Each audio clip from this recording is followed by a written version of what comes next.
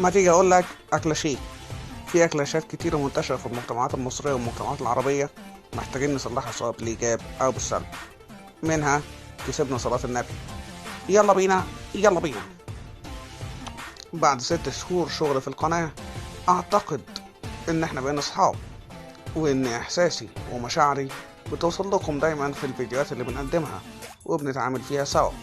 ولكن هذه المرة حابب اقول لكم اني متضايق جدا من استعمال كسبنا صلاة النبي، الاستعمال اللي بنستعملها بيه.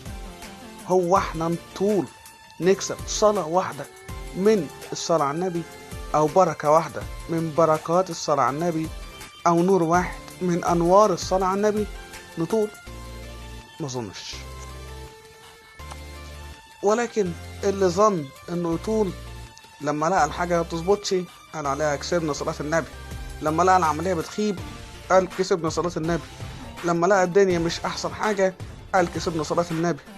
طب هو كان فاكر انه لو كسب صلاة النبي كان بقى في اللي هو فيه؟ لا، كانت طبعا هتنفتح وطبعا هتتغير. المرة دي انا مش عايز نغير الجملة او نعدل فيها، المرة دي انا عايز نغير الفكرة تماما وجذريا، ونفتكر انها لو كسبنا صلاة النبي فدي لوحدها نجاة. ما تيجي اقول لك، عايز اقول لك قول كسبنا صلاة النبي لما العملية تخيب وتبقى متضايق وتعبان، ولما تنتصر وتبقى مبسوط وفرحان.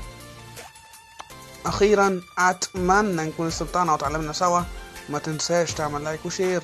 كنتم مع مصطفى حسين.